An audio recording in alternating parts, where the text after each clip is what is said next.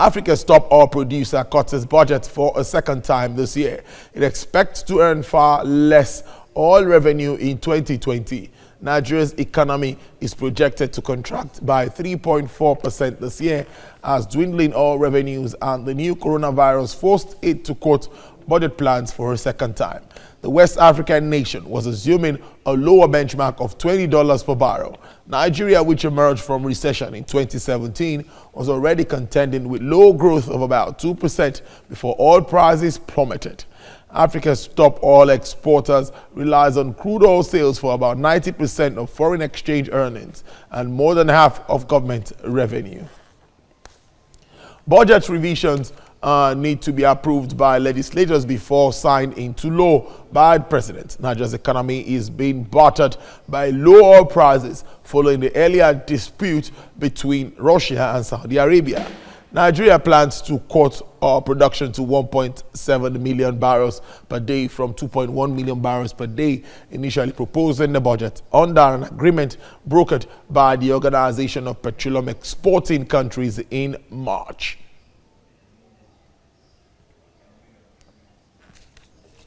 The managing partner, Zeneral Consulting, Meka Olowola, joins me now via Skype from Lekki here in Lagos. Thank you very much, Meka, for your time. Thank you very much for having me. Let's start with $20 per barrel. That's where our benchmark is pegged at this time. How realistic is that? I think that's far more realistic than the $30 per barrel that we had earlier, pegged it at, and even way more realistic than the $57 per barrel that we had, coming into the year. The truth is that the market is very depressed. We're seeing a lot of glut in the market as we speak now.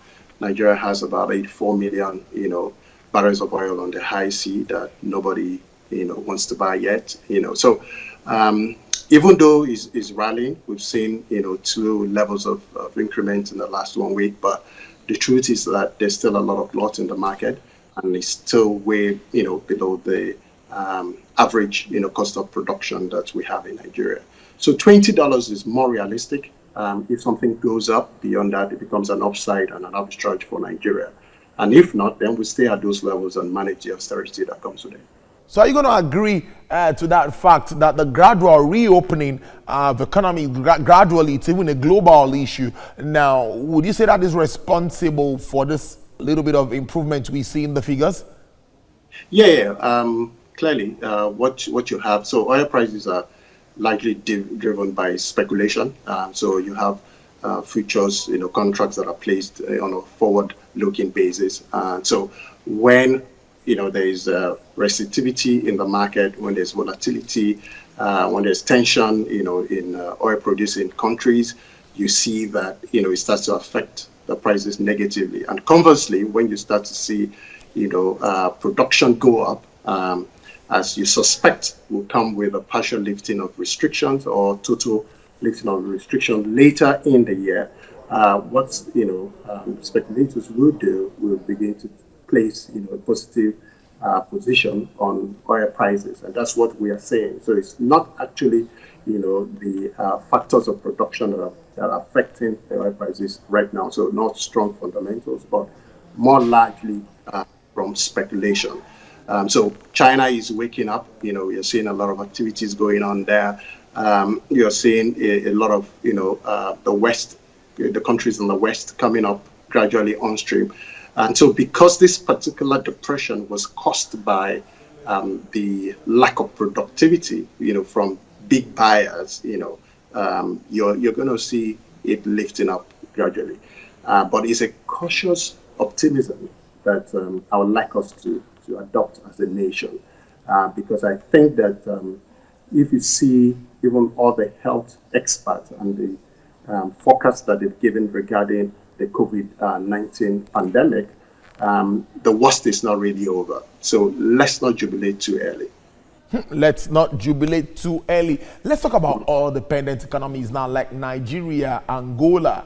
We see what's been happening, talking about reviewing budgets and all of that. Now, depending so much on oil and gas, on the oil sector, something that's policymakers are worried about, and they talk about diversification. Are you one of those that believe that we need oil to diversify our economy?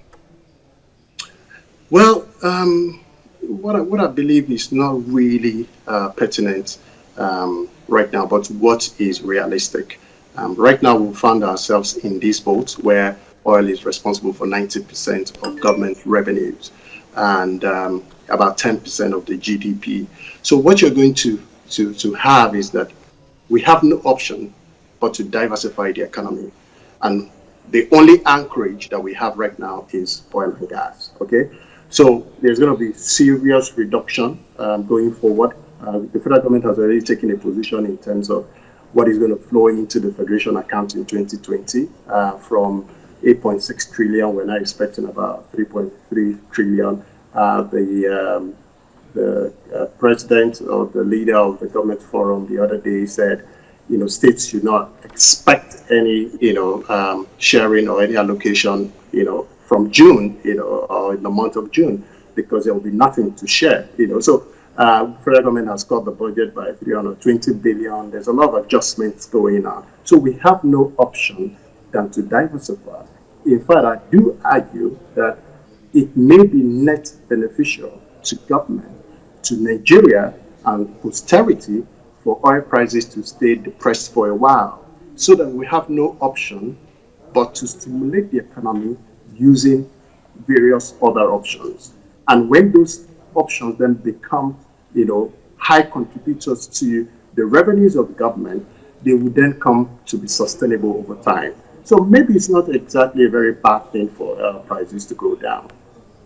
We still see this issue also in the oil markets, OPEC plus. We saw what happened between Saudi Arabia and Russia. We saw what played out eventually. Now, what's your take regards to moves by the cartel and the oil markets vis-a-vis? What are your projections moving on in the year 2020? Even if the outlook it's not looking very good, we know clearly.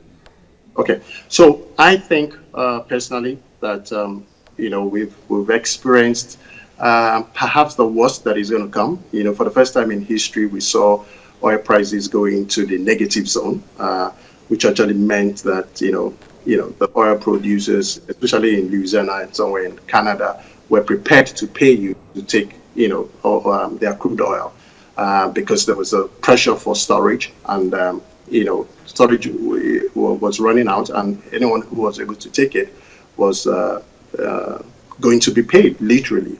But you see, the agreement between Russia and Saudi Arabia, or effectively OPEC, is that we will cut 10 million barrels a day from production, right? That is significant. That's a lot of production cut. That's a significant production cut. And when that happens, you're definitely going to see some rallying around oil prices. I don't think that is going to be significant enough for what we need to do in terms of being able to ramp up the benchmark for Nigeria. I don't think so. I don't think we'll see that this year. I think sometime next year it begin to rally comfortably back again to the 40s and the 50s. And in 28 or 22, you will see a lot of stability back as trade pick up, as commerce commence, as production, productivity goes up, in oil buying countries. So right now, it's one of gradual ramping up. That's what I think it is, and I think prudent nations, should adjust accordingly.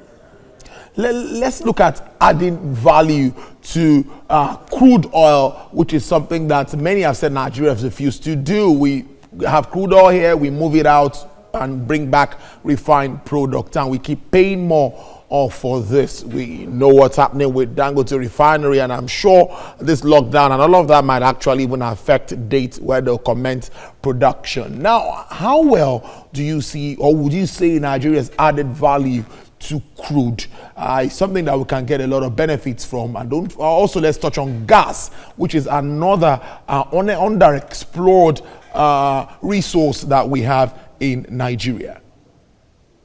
So if you look at the value chain end to end, you will see that there's a huge gap missing in terms of local consumption or local production of refined products.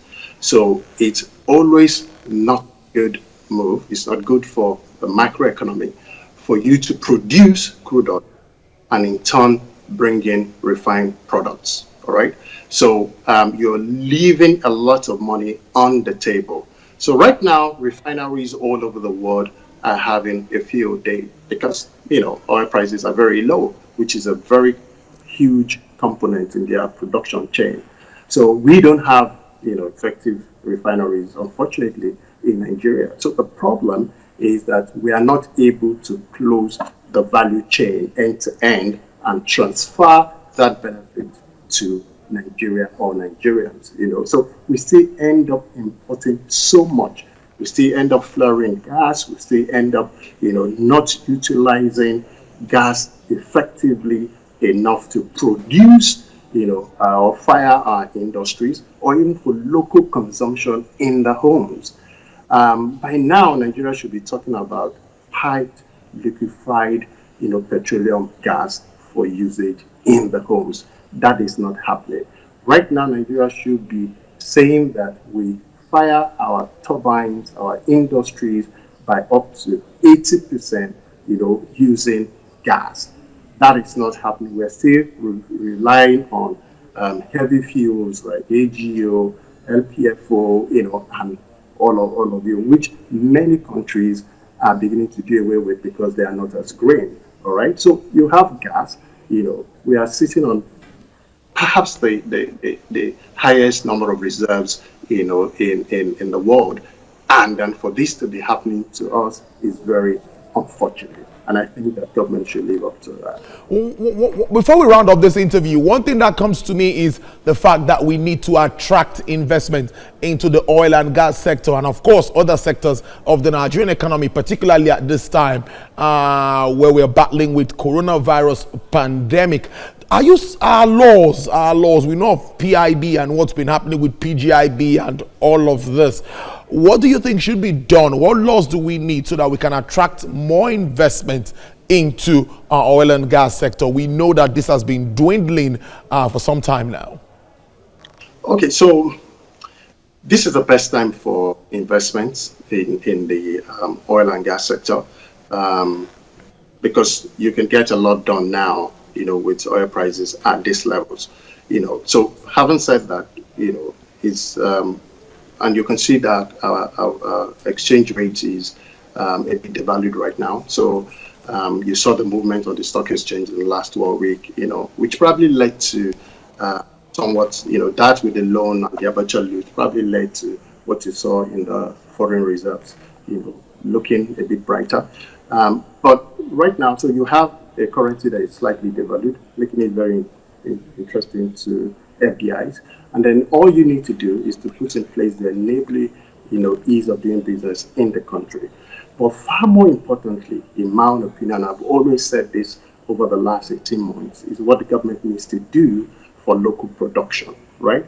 No matter how you incentivize, FDIs, people to come in, there will always be that element of capital flight that happens in the oil and gas industry. And that's why there hasn't been significant, technology and competency know-how transferred to local guys. So focus on the local guys for a moment, right? They're responsible for, maybe 10 to 15% of production in Nigeria. So look at them now. Maybe there's a time to do palliative. General regulatory forbearance is required now. As my friend Shea Bella said, you need to incentivize this sector, relax some financial covenants, reduce profit taking at this time, encourage them to restructure major loan agreements that they have with the banks. I know those ones have fiduciary obligations to their investors, but government can come into, sort of midwife the process carefully, so that you can have some deferred payments on principals or interest, extension of tenures, moratorium, and all of that. So when you have a local production unit that is very vibrant, it will mean that staff will be employed. It has a multiplier effect on the nation, and the profits will reside in the country, which you need to do things like building refineries. These guys have been in Nigeria, the IOCs, for over 60 years, 70 years. No single refinery has been built by any foreign multi. None, not a single one. It's taking, Dangote and people like Petrolex to come and say, we have to put a stop to this shame and to build it, no matter how much profit they make. So why don't you build your mega IOCs that are indigenous so that they will invest in the sector, because this is their land and there's nowhere they're going to. That's the way I would look at it. Give a bailout to the industry, the oil and gas industry now, give them palliatives, let them weather the storm. Because first you must, stymie corporate mortality, because it's he that is alive that can recover, right? So make sure that they weather through the storm and they are alive when the recovery takes place in 2022. Indeed, Meka Olowola. Thank you very much. He's a managing partner with Zeneral Consulting. It's really nice to see you. Thank you for talking to us.